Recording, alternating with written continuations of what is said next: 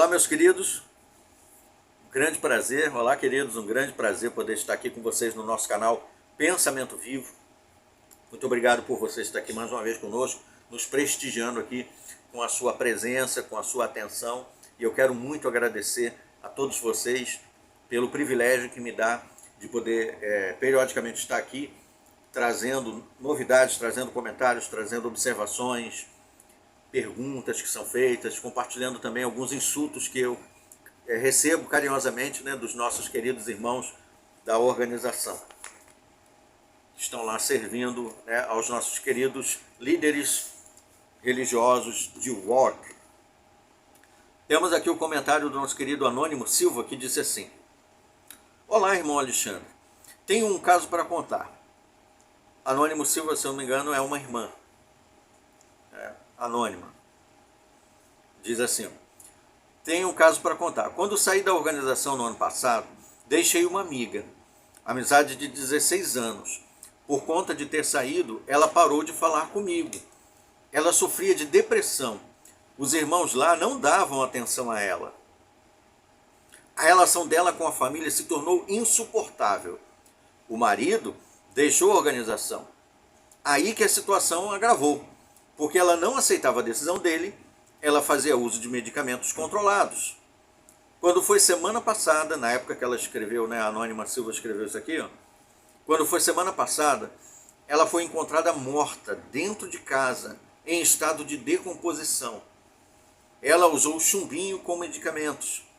Só observei a frieza dos irmãos da congregação, o pouco caso sobre o ocorrido. Não foi um ancião para o enterro, nem o velório. Ela teve no Salão do Reino. Ela morreu como membro daquele manicômio, diz aqui, querida Anônimo Silva. Continua aqui o relato dela. Estou triste.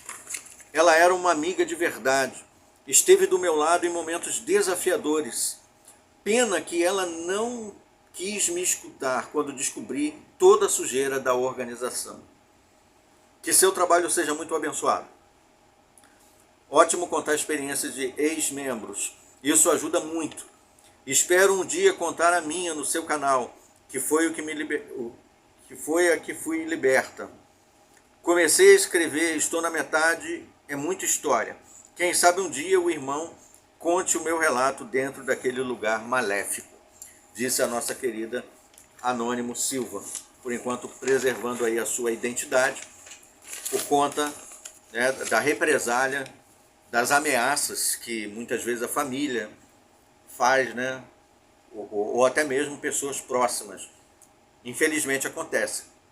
Existem pessoas, né, em organizações religiosas como essa, que eu também já fiz parte, principalmente norte-americanas, que foram fundadas lá no século XIX.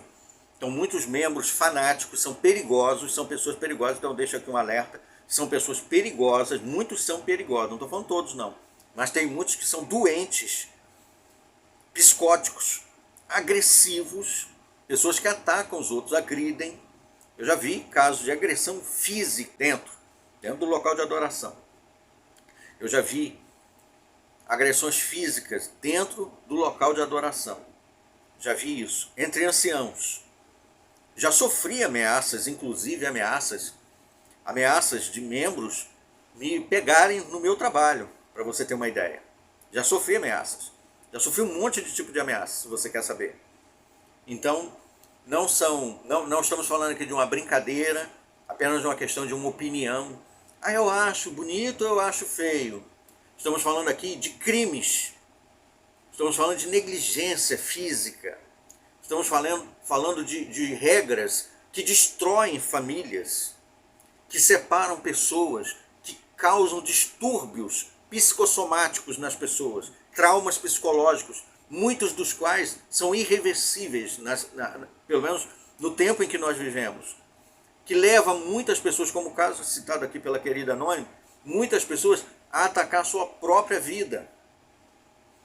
Então não é só uma questão de eu acredito nisso, eu não acredito naquilo, não é só uma questão de crença. Nós estamos falando de controle mental, hipnotismo mental, fanatismo religioso, histeria religiosa. Deu para perceber a diferença das coisas, a gravidade do assunto? Então não é uma brincadeira, não é uma questão de opinião, não é uma questão de, cada um decide, como se fosse só eu torço pro Corinthians, ele torce pro Flamengo, ele torce pro Palmeiras, ele torce pro Vasco, ele torce pro Botafogo. Não é só uma questão de escolher qual time que você vai torcer, não. Nós estamos falando aqui de vidas humanas em jogo. Coloca na mente isso. Saiba diferenciar as coisas. Tá bom? Muito bem, agradeço aí a querida Anônimo Silva por compartilhar aqui esse comentário. E eu aguardo muito a sua experiência. Pode ter o tamanho que for, nós vamos dar a devida atenção aí no tempo devido. Muito obrigado, até os nossos próximos vídeos. Até lá.